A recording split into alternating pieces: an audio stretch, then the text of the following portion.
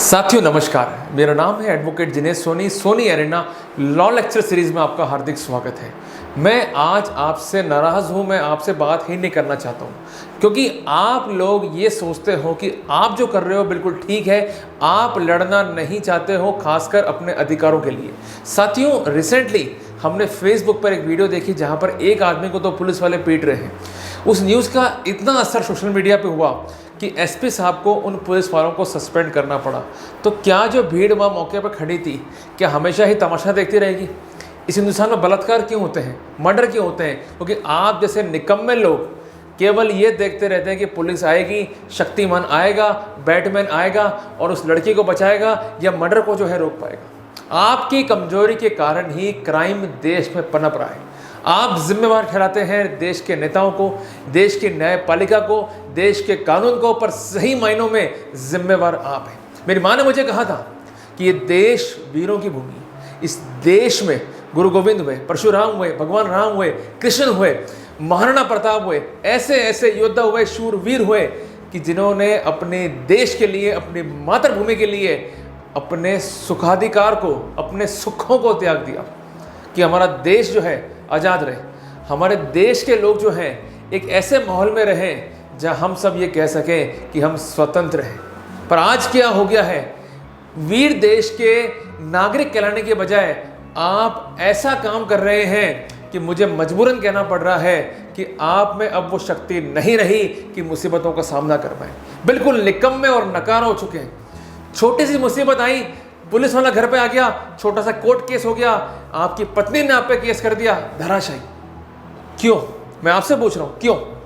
Video देखने से काम नहीं चलेगा, मजबूती से लड़ने से काम चलेगा। संकट किसी पर भी आ सकता है, चाहे वो वकील हो, चाहे वो जज हो, चाहे वो डॉक्टर हो, चाहे वो इंजीनियर हो, चाहे कोई भी हो। तो क्या डर के बैठ जाए, हथियार छोड़ दें?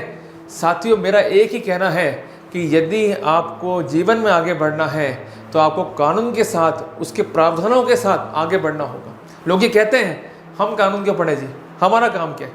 अरे भाई, रोटी कपड़ा और मकान सुना है, बेसिक नीड्स है। ऐसे ही लॉ आपकी बेसिक नीड्स है।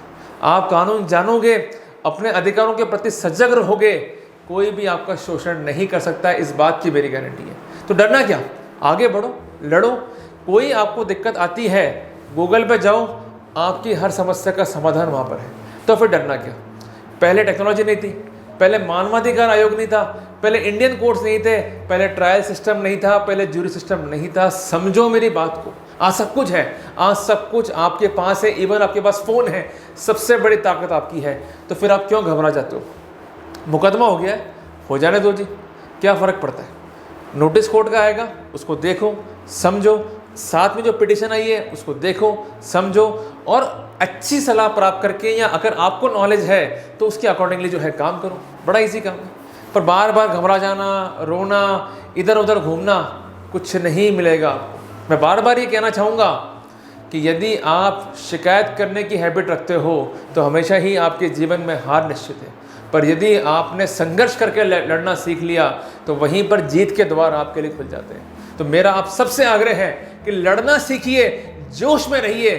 पर साथियों अगर नहीं लड़ोगे, हथियार गिरा दोगे तो आप में और निकम्मे लोगों में कोई भी अंतर नहीं रहेगा। ये वीरों की भूमि है और आप मेरी निगाह में एक वीर हैं, देश के शूरवीर हैं। खड़े हो जाइए, लड़िए, अपने अधिकारों को इन्फोर्स कीजिए। तो साथियों आपने मुझे सुना और उम्मीद करता हूं कि आपको ये वीडियो मोटिवेट करेगा, आगे लड़ने के लिए प्रेरणा देगा। तो साथियों इस वीडियो को शेयर जरूर करें। साथियों जल्दी मिलते हैं एक नए टॉपिक के साथ, तब तक के लिए जय हिंद, जय भारत।